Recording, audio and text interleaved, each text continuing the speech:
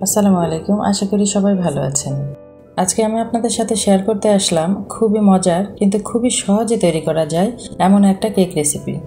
যারা কখনোই কেক তৈরি করেনি কিংবা কেক তৈরি করতে ভয় পায় তারা আমার এই রেসিপিটা ফলো করলে খুব সহজেই এই কেকটি তৈরি করতে পারবেন। তো চলুন ভিউয়ার্স, মজাদার এই সুইস রোল কেক রেসিপিটা শুরু করা যাক।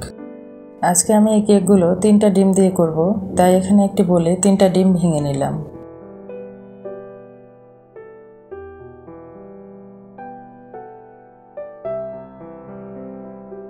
এবার এই ডিম 3টিকে আমি ইলেকট্রিক বিটারের সাহায্যে 1/3 কাপ চিনি দিয়ে বিট করে নিব। আর এই চিনিগুলোকে আমি একবারে না দিয়ে কয়েকটি ধাপে দিয়ে ডিমের সাথে মিশিয়ে নিব। অন্যান্য কেক তৈরি করার সময় যেমন ডিমের সাদা অংশ আলাদাভাবে ফোম করে নিতে হয়, কিন্তু সুইস রোল কেক তৈরির ক্ষেত্রে একটা সুবিধা হচ্ছে ডিমের সাদা অংশ ও কুসুম একবারেই বিট করে নেওয়া যায়। ডিম ও চিনি বিট করে নেওয়ার সময় ইলেকট্রিক বিটারের স্পিড 2-এ রেখে 2 মিনিটের মতো বিট করে নিয়েছি, কিন্তু পরবর্তীতে আমি স্পিড 3-এ রেখে পুরোটা ফোম তৈরি করে নিয়েছি। দেখুন আমার ডিমের কালার একদমই চেঞ্জ হয়ে গেছে আর অনেক সুন্দর একটা ফোম তৈরি হয়েছে। আর আমি ডিম ও চিনি প্রায় 5 থেকে 7 মিনিটের মতো বিট করে নিয়েছি। আমার বিট করা হয়ে গেছে। এ পর্যায়ে আমি বিট করা বন্ধ করে দিয়ে এখন আমি শুকনো উপকরণগুলো মিশিয়ে নিব। শুকনো উপকরণগুলো মিশিয়ে নেওয়ার জন্য আমি এখানে একটি স্টেইনারে 1/3 কাপ পরিমাণ ময়দা ও 1/2 টিস্পুন বেকিং পাউডার নিয়ে নিলাম। এবার আমি এগুলোকে অল্প অল্প করে চেলে ডিমের ফোমের সাথে মিশিয়ে নিচ্ছি। যেহেতু সুইস রোল কেক তৈরির জন্য বেটারটি একটু পাতলা করতে হয়, তাই এখানে ময়দার পরিমাণ খুব বেশি দেওয়া যাবে না। দেখুন আমি ময়দাগুলোকে একবারে না মিশিয়ে নিয়ে কয়েকবারে চেলে বেটারের সাথে মিশিয়ে নিচ্ছি, কারণ একবারে যদি ময়দাগুলো দেওয়া হয় তাহলে অনেক সময় ময়দাগুলো নিচের দিকে দলা পেকে থাকে আর কেকের বেটারটিও খুব ভালো হয় না। শুকনো উপকরণগুলোকে খুব ভালোভাবে মিশিয়ে নেওয়া হয়ে গেছে। আর এই পর্যায়ে আমি দিয়ে দিচ্ছি 1/2 teaspoon vanilla essence. Vanilla essence যদি বাসায় না থাকে সেক্ষেত্রে সামান্য পরিমাণ এলাচের গুঁড়ো দিয়ে নিতে পারেন।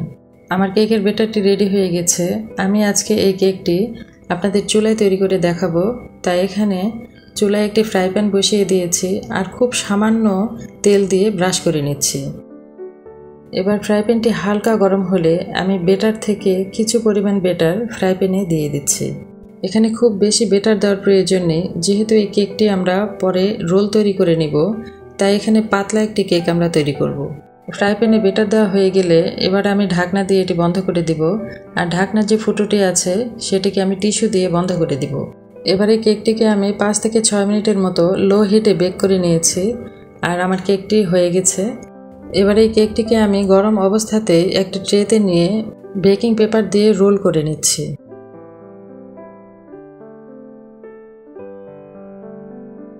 রোল করা হয়ে গেলে এটিকে আমি নর্মাল ফ্রিজে রেখে ঠান্ডা করে নিব, আর বাকি কেকগুলোও আমি একইভাবেই তৈরি করে নিব।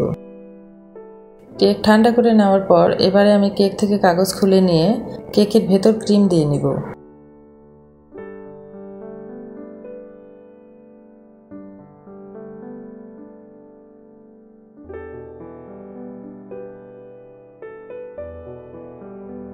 আমি এখানে কেকের ভেতর দেওয়ার জন্য হুইপ ক্রিমের সাথে একটু ফুড কালার মিশিয়ে নিয়েছি। আপনারা চাইলে সাদা ক্রিমটা ইউজ করতে পারেন, তাছাড়া বাটার ক্রিম কিংবা মেল্ট চকলেটও দিয়ে নিতে পারেন।